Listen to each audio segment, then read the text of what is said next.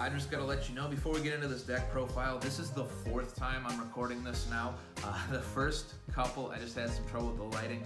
The last one ended up being like 30 minutes long, and I don't know that anybody really cares to see a 30-minute deck profile. So I'm gonna try to shorten this up a little bit.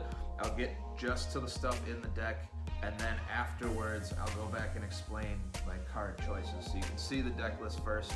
If you have a good idea of what everything does, you don't have to listen to me ramble on about what everything does. And then, yeah, a little bit more concise, straight to the point, so hopefully that works out a little bit better for some people. But without further ado, I'm going to flip this camera around and we'll get into this deck profile. Alright, so today we're going to be taking a look at my Bujin Black Garden build. It is an OTK-based combo-y deck, which is weird for Bujins, but it works pretty well. It works a lot better than the Protect the Castle type builds. I call it Susan's Garden because Susan here just goes in and prunes all the hedges in order to win the game. You'll see how that works in a moment. But as I said in the little intro, we're just going to get through the deck list first, and then I'll go back and explain some of the choices that I think need explaining. So first we got 2 Bujin Yamato. We get a good place for those. All right, a little bit of glare, it's fine. You all know Yamato, the Yam Daddy. 1 Bujin Mikazuchi, 1 Bujin Arasuda, 2 Bujin Hirume, and then 3 Bujin Haruko, the Pendulum. This is all your main deck Bujin Beast Warrior monsters, so these are the ones that can be targeted by, or I guess not targeted by, but protected by your Bujingis. Nice little, kind of like your main monsters. For the most part, every monster in the main deck is just a body to make your extra deck monsters at this point. Then we got, for our Bujingis, we got 2 Hare, 1 Turtle, 1 Quillin, and 3 Crane. For our Bujingis, just kind of, it's pretty standard build in terms of like ratios of these guys. The main deck Bujin Beast Warriors, a little bit less standard. I'll talk about that at the end. Then we got 3 Danger Mothman and 2 Ghost Ogre and Snow Rabbit to finish out the monster lineup. Just an extender and a little hand trap. That can be any hand trap you want, really. But there's not a whole lot of room for much protection in here, just for all the combo-y stuff. So you gotta play something, but that's just my favorite one. For the spells, we got triple Potted Desires, we got triple Fire Formation Tenki. So these are, searching and digging for your combo pieces. Center those up a little bit so it looks nice. And also just because I like to flex with my fancy maxed out terrible deck. Then we got triple Black Garden. This is your OTK facilitator. 1 Mystic Mind because it's busted, and then 1 Terraforming to search any of those beautiful cards there. Continuing on, we got some extenders here. So we got triple Unexpected Die and 1 Instant Fusion. Standard, I'll explain that later. Instant Fusion's pretty standard. We play the Muddy Mud Dragon for the level 4 target. And then for our one-ofs, we got Bujin Carnation, newly unbanned Harpy's Feather Duster, Double or Nothing, and then Foolish Burial. We'll go through the extra deck quick, and then I'll try to explain some of this stuff a little bit better. So for the Link monsters, we only play 2. We play 2 Bujinki Ahashima, and that is it. Don't need anything other than that. It's just a waste of your material. Then for our Bujin Tai and Bujinki, we've got double Susan. We got 1 Kagutsuchi, we got 1 Tsukiyomi, and we got 1 Amaterasu. So we play all of them. We play every Bujin extra deck monster available, and we play most of the main deck monsters. I guess probably not most. There are a lot of like commons like Boar and Ophidian that just aren't very good that we don't play, but we play the good ones. And we've got our Giant Hand, number 106 Giant Hand. For the same reason I have the Ultimate Rares in the main deck, I have respect for the drip, Then we got our Utopia package for that Double or Nothing in the main deck. So Utopia Double, Utopia. I'll explain that combo if you don't already know it, but I think it's pretty standard at this point.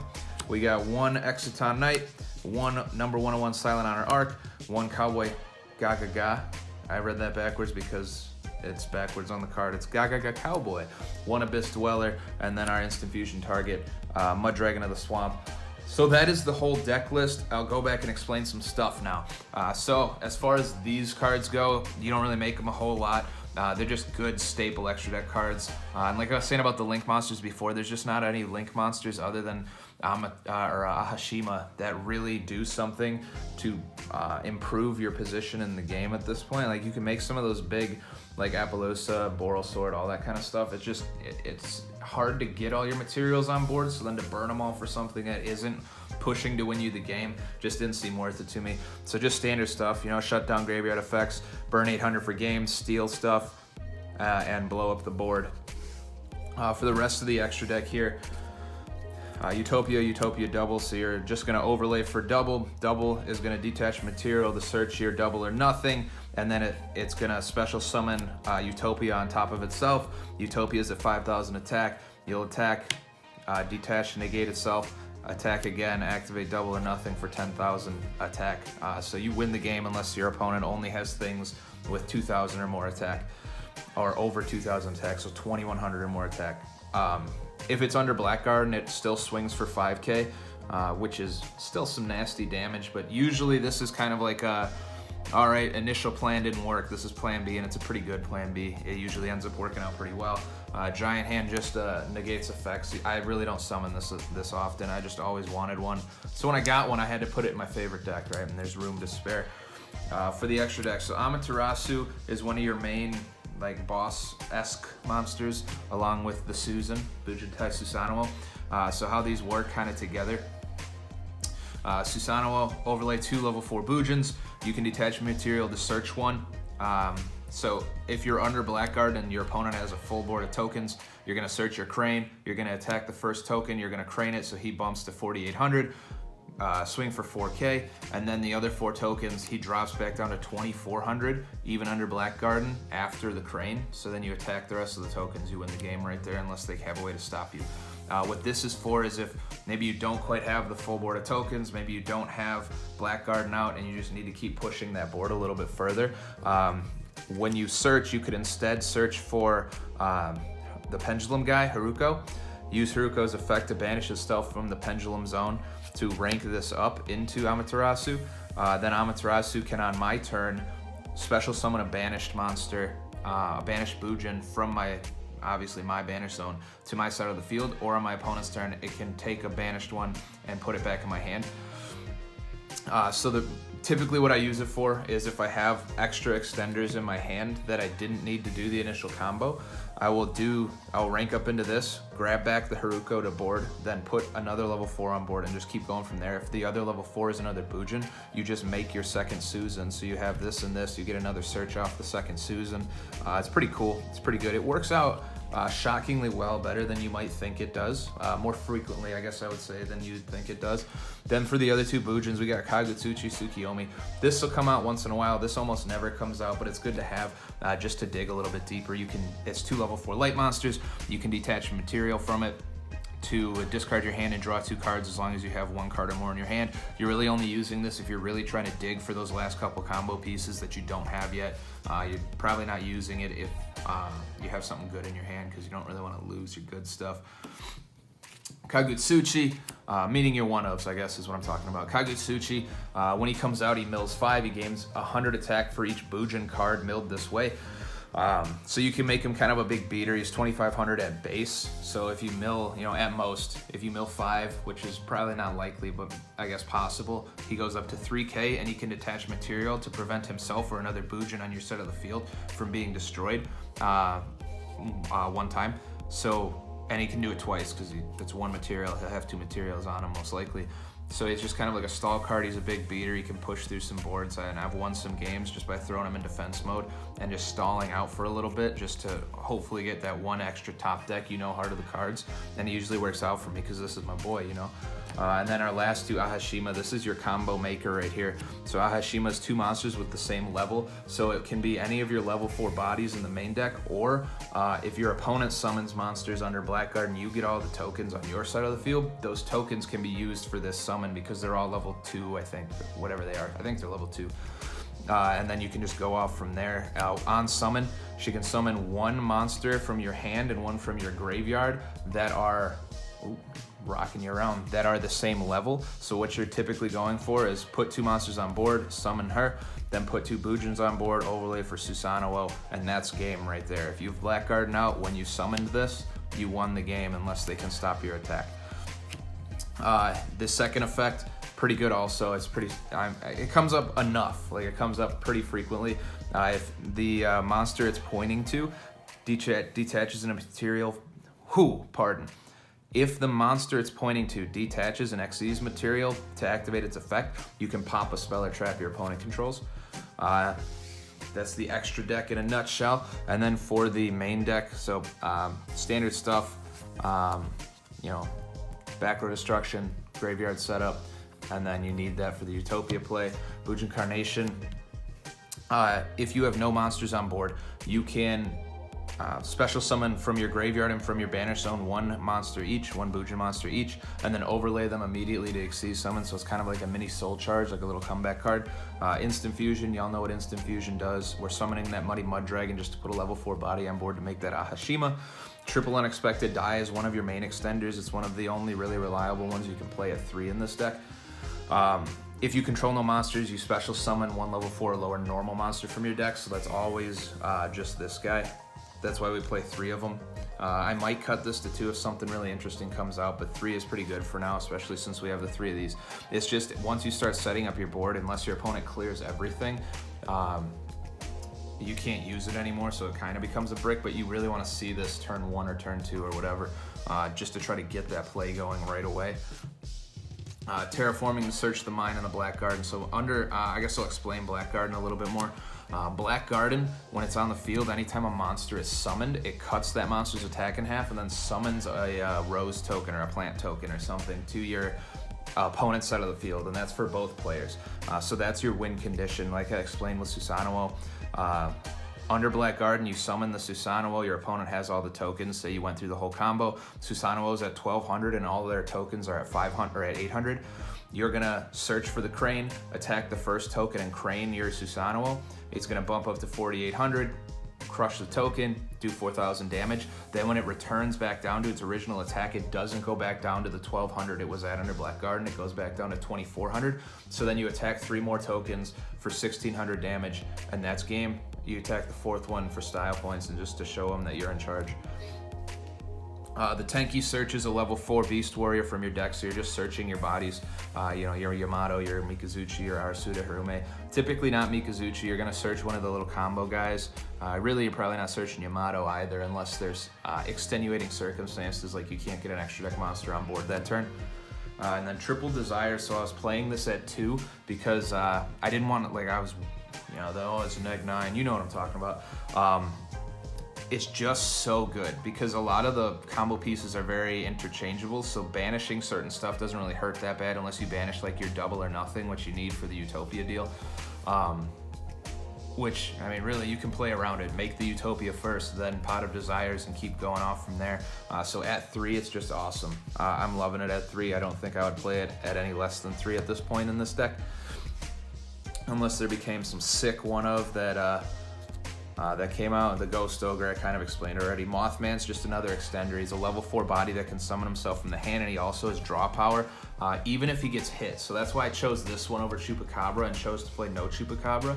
Either he's not the one that gets picked off of his effect and you get a body plus a draw, or he gets hit and you get to draw one and discard one, so you kind of get to set up your graveyard anyway, which you need for the Ahashima in the first place in order to get that combo going. The Chupacabra, the reason I don't want to play any, maybe I would play one if I've decided it would work for something. It can summon itself and get you the draw, but if it's the one that gets hit and goes to the graveyard, it special summons a danger from your graveyard. And that would mean you'd had to have already resolved this guy and had it in your graveyard for that to work.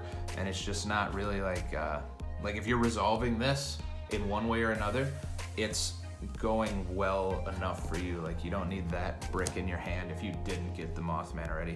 The Crane is how you're winning this game along with Susanoo and Black Garden.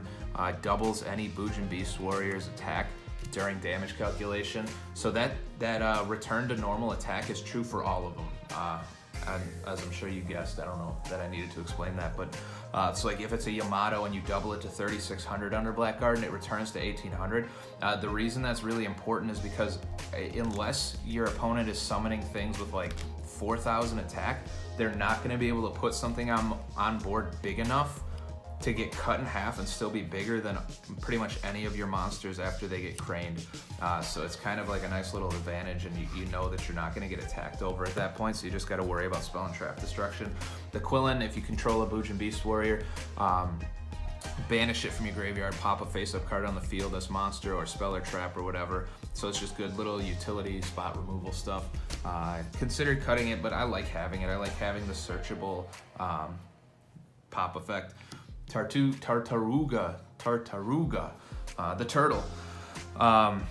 If an effect activates that targets one of your Bujin Beast Warriors, you can banish this from the graveyard and negate the effect. So it's good, but it's at 1 because there's a lot of non-targeting removal that exists in the game right now. So, you know, if you have more than 1 and your opponent's not doing anything that targets, it's dead. It's just a dead card. It's just a 1700 level 4 body.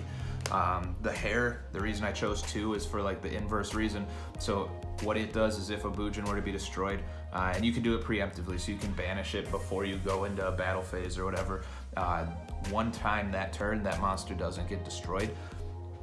So super useful, that's why it's at 2. If you were to run across a deck that maybe targets a lot for whatever reason, I would just play the second one of these guys in the side deck, and then just side it in and either leave this and leave this at 2, or I would pull one out, go 2 and 1, something like that. But you really don't want more than 2 of those. They're not good for anything until you can find a way to get them in the graveyard. We kind of already talked about Haruko. We played at 3 because it's an unexpected die target as well as a rank up card for your Bujins to kind of continue your plays. It's multiply useful. Is that a real phrase? I don't think it is. It's got many uses, and it's always like your normal summon is almost nothing in this deck. There's nothing you really can normal summon in this deck that gives advantage. All of them are just bodies. If you're just using your normal summon to put a level 4 monster on board, so like it's a fine normal summon. You know, it's got 2000 defense, so if you really needed to, you could just set it, and it's got decent defense even under Black Garden. It's okay. Then we got the Harume and Arasuda package, so I'll explain this a little bit. So I would either go 1 and 2 or 2 and 3, but I would never play 3 of this. This thing kind of sucks if you draw it.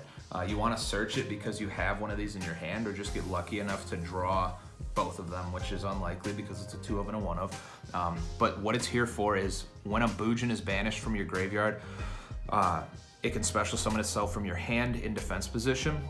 And what this does is you can special summon it from your hand by banishing a Bujin from your graveyard. So if you have both of them, you banish one monster to special summon 2 monsters, and it puts your 2 bodies on board without wasting that normal summon that you don't really need yet. And then you go from there. Like you can go right into the Hashima or Utopia or like any of your little combos. This makes it so it's nice enough for that reason, but I wouldn't want to have 3 and 2 because it's useless in your hand, and this can't be normal summoned, so it's kind of a brick. It's just, unless you draw both of them turn 1, you're probably gonna have something in your graveyard that you can work with to summon this at the time that you have it. And typically you're just gonna search it with, you know, Susanoo or Tenki or whatever. And then our last 3, the main boys, the OGs right here. You got your 2 Yamato, your 1 Mikazuchi, my favorites. These are probably some of my favorite cards in the whole game just because I love their art. This is one of my favorite decks for the longest time since they came out. So Mikazuchi is at 1 because you don't really need more than 1. He's the biggest normal summonable body. He's got 1900 attack, which is relevant under Black Garden with Crane, as I explained earlier. Outside of that, if a Bujin Beast Warrior you can control is destroyed, you can special summon this from your hand in its place. So it's a nice little replacement if you happen to draw it. And then if a Bujin is discarded from your hand to the graveyard, it searches a Bujin spell or trap. So that's another reason why it's at 1 and not 2. You only play 1 search target in Bujin Carnation in this deck. Having this at 2 doesn't really do anything extra for you. Having it at 1 is like perfect, I would say. And then Yamato, only 2 Yamato. It's a sad day. It's a sad day when I have to admit that I can't play 3 of the Yam Daddy. But it's just for the best. You're not trying to end any turns with just 1 monster on board and trying to protect it anymore like you used to. I mean, we lost Kaiser Coliseum, we lost Vanity's Emptiness, all that kind of stuff. So you just can't play that version of the deck as well anymore unless you're gonna spend a ton of money on like Lightning Storm and Forbidden Droplet and all that.